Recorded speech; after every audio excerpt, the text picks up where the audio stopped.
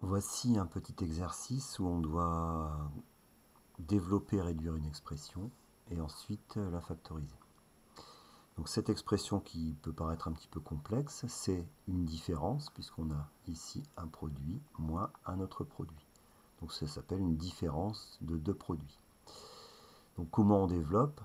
Donc là on a un premier produit A plus B fois C plus D, ça fois ça, plus ça fois ça, etc. Et même chose dans la deuxième expression. Donc allons-y, A est égal à... Donc premier produit 7x fois 7x, donc 49x carré.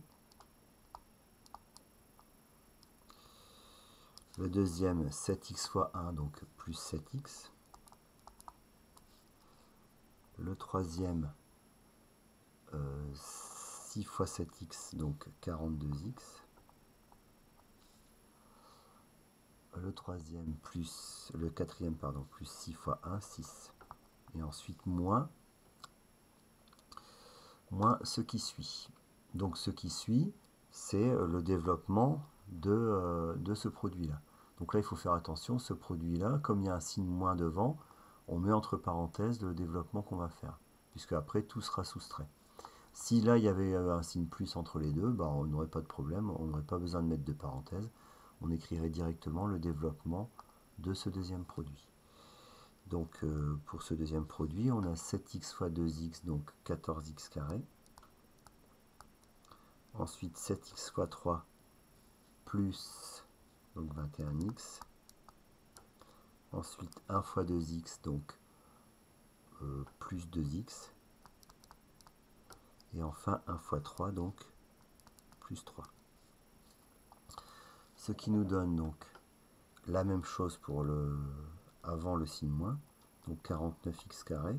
Éventuellement on peut réduire déjà ça, donc ça fait plus 49x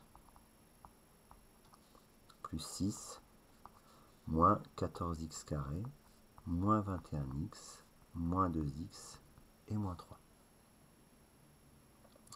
Donc ensuite on réduit. Donc les x carrés, on en a 49 ici, moins 14, ça fait 35x carré. Les x, on en a 49, moins 21 et moins 2. Donc 49 moins 21, ça fait 28. 28 moins 2, 26. Plus 26x. Donc 49 moins 23, donc plus 26x. Et enfin plus 6 moins 3, ce qui nous donne plus 3. Donc voilà, on a développé et réduit cette expression A. Donc maintenant, cette expression, comment la factoriser?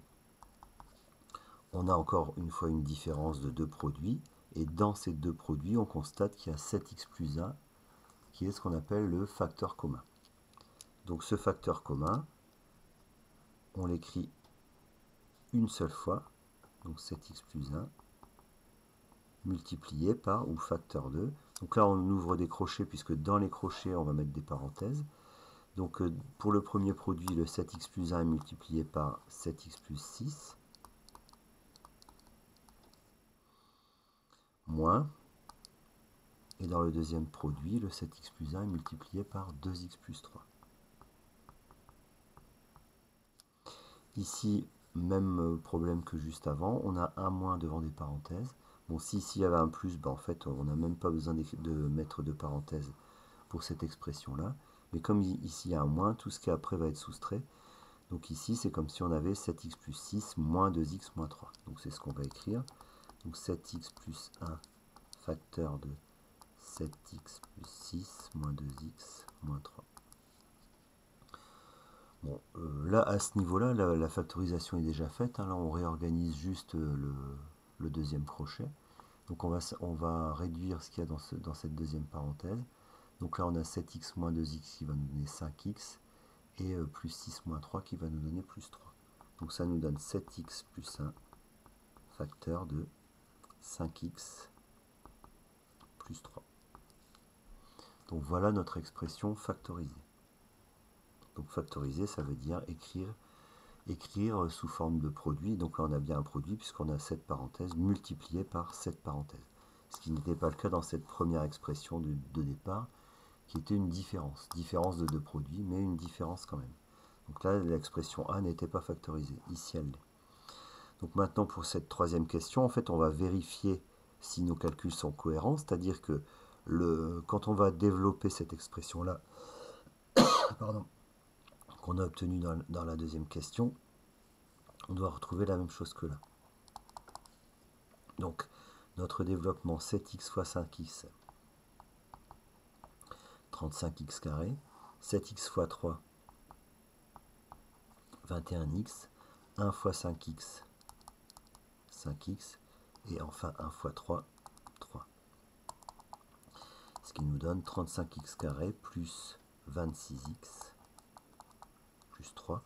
Donc on obtient bien le même développement que dans la première question, ce qui est très cohérent. Donc c'est ce qu'il y avait donc à constater ici. Voilà.